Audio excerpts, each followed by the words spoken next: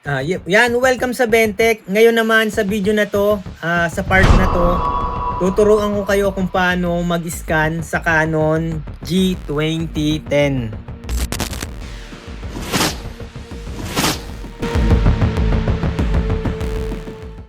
Ganito yung ginawa ko. Punta kayo ng printer and scanner. Yan, kung wala dyan, i-type nyo lang dyan, printer and scanner. Lalabas yan. Then, pag lumabas yan, punta kayo dito sa Canon G2010. Then, i-click nyo yan. Then, dito sa tab na to, scanner settings, ilagay dito, click kayo dito, no, get scanner app. Click nyo to yung, yan, i-click nyo lang, mapupunta kayo sa Microsoft Store. Then, get, hindi naman siya, hindi siya, wala naman siyang bayad, libre lang. Click nyo lang yung get. Yan, antayin yung ma-install. Yan. Then, yan.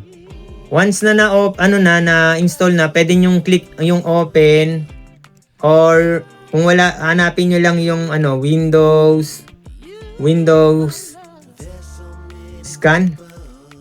Yan, lalabas yung app, no?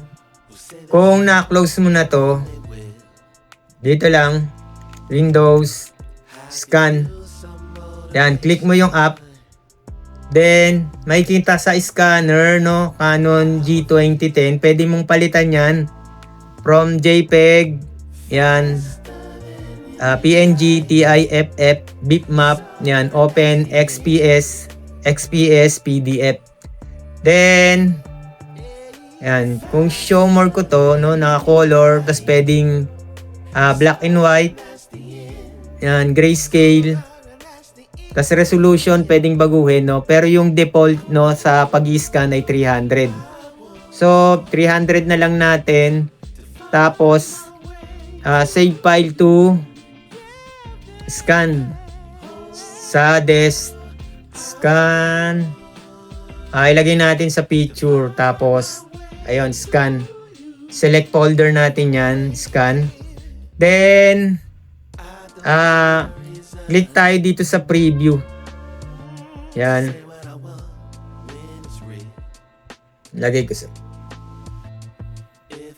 sa gitna.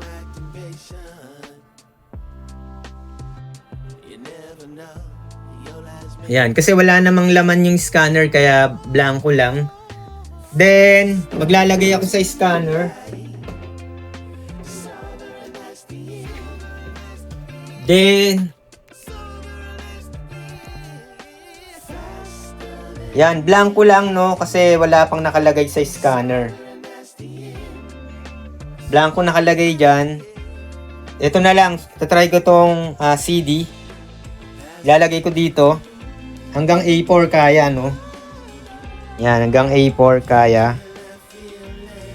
Gitna na lang, gitna. Yan. So, balik tayo sa...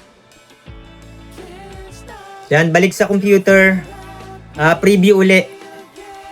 Click natin yung preview.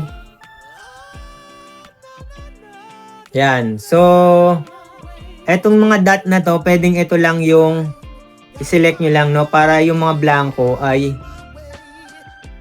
No, pwede nyo ayusin dito, no? Kasi ito paling, pero hindi ko nagagawin, no? Sa inyo na lang, gawin nyo na lang, no? Pantayin nyo. Pero pwedeng i-edit yan sa Photoshop. Pwede nyo i-rotate, no? Para pumantay. Then, click scan. Kung PDF yung piliin niyo kung gusto nyo maging PDF. Tingin ko pwedeng gamitin din to sa ibang printer na may scanner. Kasi generic naman yung software, no? Yung application. Then, nilagay sa my picture, tapos scan. Ito na siya. Ito na yung file. Yan. So, na-scan na. Yan. Pwede na yan i-open sa Photoshop kung meron kang Photoshop. Yan.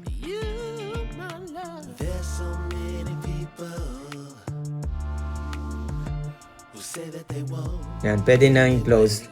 So yun lang po mga ka-printing, no. Kung gusto niyo ibang file type, no, PDF pwede. Yan. So mga ka-printing, wag nating kakalimutan i-like sana yung video, o kung pwede paki-share na rin, no, para mas marami pa tayong ma-review o ma-acquired na equipment para ma-share ko sa inyo, no.